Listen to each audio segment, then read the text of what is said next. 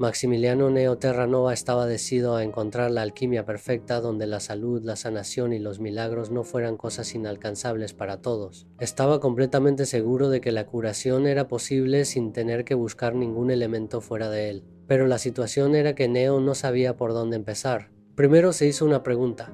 ¿Existe dentro de nuestro cuerpo un sistema como el de las computadoras que pueda reiniciar el sistema y comenzar libres de virus o enfermedades que dañen el cuerpo? Neo, que buscó durante mucho tiempo fuera de él la solución a muchos problemas, comenzó a percatarse de que había un mundo que exploraba muy poco el mundo interior. Y vaya sorpresa para él, todo lo que buscó fuera de él eran solo reflejos de los vastos que era ese mundo interior.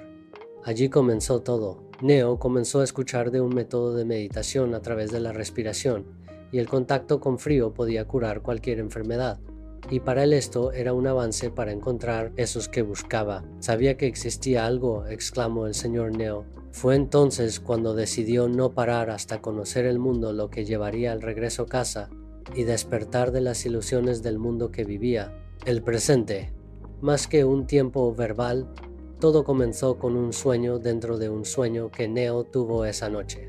Aquella noche estaba profundamente dormido cuando de repente una pregunta surgía dentro de aquel sueño y se repetían en mi cabeza aquellas palabras: y si no estuviera durmiendo, y a lo que tú llamas vida es un sueño largo del cual no has despertado. Cuando de repente salió una luz desde el centro de mi cuerpo y me mostró un holograma de mí mismo donde podía ver mi vida, o lo que yo llamaba vida real. La voz volvió y me dijo: esa no es tu verdadera vida.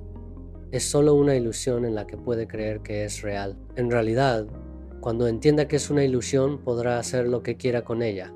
Puede tomar decisiones y elegir lo que quieres vivir, porque tú puedes controlar esa ilusión. Depende de ti lo que quiera hacer con ella. Cuando entienda estos, podrá tener control del tiempo, como lo hace en lo que tú llamas sueños, que te traslada de un punto a otro sin que nada te controle. Puede conseguir lo que quiera sin problemas algunos dentro de la ilusión que tú llamas vida real. Desde ese momento empecé a creer en la posibilidad de aquellas palabras del sueño fueran reales. Entonces empecé a investigar y, para mi sorpresa, yo no era el único que pensaba que esto podía ser real. Edgar, el sabio, llegó a mi vida a través de una persona que conocí en un trabajo de seguridad. Jamás hubiera pensado que la persona que trajo al maestro a mi vida fuera la indicada por el estilo de vida que llevaba un año antes. Cuando supe de Omar y de nuevo era una persona totalmente diferente, hablaba del aquí y ahora, del presente como único tiempo que tenemos, entre otros temas interesantes. Su transformación como persona atrajo hacia mí cierto interés que me gustaba de la filosofía budista. Entonces empecé poco a poco a entender los conceptos que hablaba en el maestro Edgar sobre el control de los pensamientos, el momento presente, el despertar espiritual, la vida viviéndola desde el interior. Todo aquello parecía una combinación de física cuántica y espiritualidad. El maestro siempre enfatizaba que debíamos convertirnos en observador, contemplar más que meditar y sincronizarnos con la armonía de la vida. Hablaba de la aceptación del momento, de vivir con desapego y entregarnos al flujo de la vida. No entendía algunos conceptos, pero me resultaban tan interesantes que no paraba de analizar, de cuestionar y asimilar. Fue entonces cuando me di cuenta de que a todas las preguntas que me hacía, de alguna manera las respuestas aparecían, ya sea en un libro, en un video, a través de una persona. Desde entonces empecé a descubrir y a sincronizarme con el todo, o por lo menos eso yo pensaba. Mi vida continuaba entre los conocimientos que absorbía y lo que se me escapaban, porque quizá mi cerebro consideraba menos importantes para ese momento. Gio, otro maestro, era menos formal que el anterior maestro.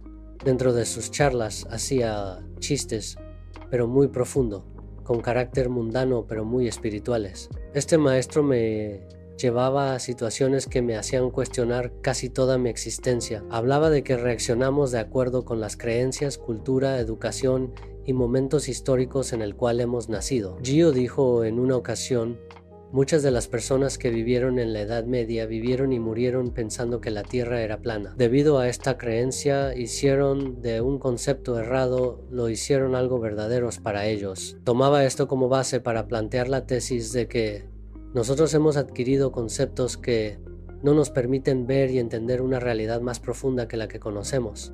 Por tal razón, dentro de los conocimientos adquiridos Muchas veces pensamos que contamos con herramientas suficientes para entender la vida. Gio decía, no sabemos nada, pero nuestra arrogancia cuestiona y hasta se atreve a culpar a la fuente que tiene millones de años más que nosotros. ¿Cuánta arrogancia tiene nuestro ego?, recalcaba sonriendo.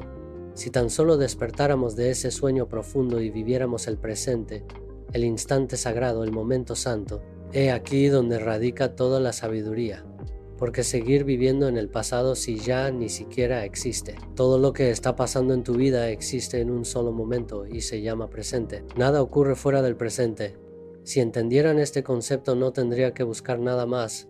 Se acabaron las conferencias y las charlas de automotivaciones personales porque en esto radica la vida misma. El presente es lo único que tenemos y todo tiempo es una extensión del presente. Lamentablemente no damos cuenta y preferimos vivir en una simulación.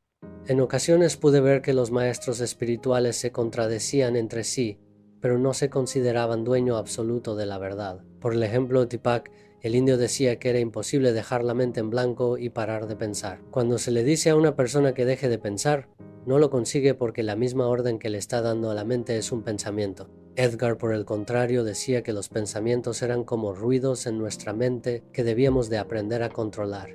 Y Gio decía que no importaban que si había pensamientos y se estaba consciente del momento, de ese instante preciso, entonces era buena señal que se estaba en el presente. También que si te molestaba algo y te daba cuenta eventualmente y vivía la experiencia consciente, entonces esto te preparaba para superar esa situación.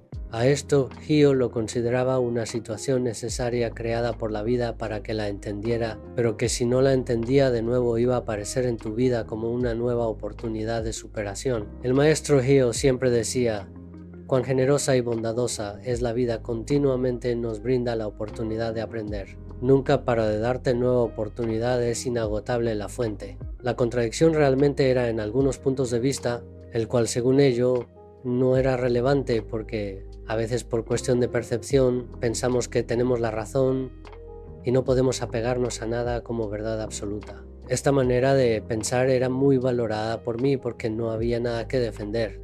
Este planteamiento lo he conocido en el budismo como desapego. Deepak consideraba el desapego como esencial para el crecimiento espiritual, así como la indefensión, la gratitud, el karma, la ley de causa y efecto, entre otros puntos importantes que mencionaba. Para Deepak, el deseo era esencial cuando se estaba tratando de conseguir algo. Para yo era símbolo de sufrimiento, porque consideraba que el deseo era un sentimiento fuera del presente, y todo lo que está fuera del presente genera sufrimiento. En este nuevo despertar de la conciencia, no solo están líderes espirituales con una nueva corriente filosóficas, también están involucrados figuras intelectuales con característica científica. Por ejemplo, el Dr. Marcos, neurocirujano, habla del despertar de la conciencia con resultados probados en medicina. El doctor nos hablaba del miedo desde su conocimiento científico y decía que en un nivel bajo era saludable porque era un mecanismo innato en todo ser humano. Fuera de ese nivel, el miedo es nuestro peor enemigo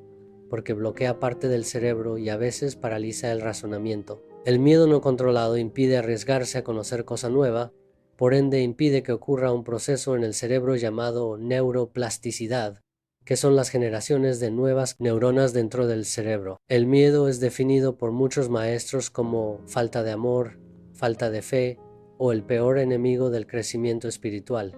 El Dr. Marcos había encontrado que con sus métodos de meditación controlada se podía llegar a niveles nunca imaginados de concentración y poder mental. Este aseguraba que con máquinas que escaneaban diferentes partes del cerebro al momento de la meditación, se podía alcanzar niveles de frecuencia casi inalcanzables e indetectables para las máquinas. En alguna ocasión dijo que era impresionante lo que se podía hacer con el cerebro y dijo que éramos capaces de crear nuestro futuro desde el presente. Ya lo había escuchado antes de otros científicos que corroboraban este hallazgo en algunas universidades. Decían que las imágenes sensoriales ayudaban a las personas a conseguir sus logros. Al igual que el Dr. Marcos, decía que la mente no diferenciaba lo que estaba sucediendo en la imaginación de lo que sucedía fuera de ella. Incluso decían que los mismos estímulos que sucedían en nuestro cuerpo durante un ejercicio de simulación sucedían cuando se hacía en un campo de entrenamiento cualquiera. Los músculos y el corazón palpitaban como si la simulación estuviera sucediendo en tiempo real. Fue cuando Neo se hizo otra pregunta: ¿por qué si Jesús,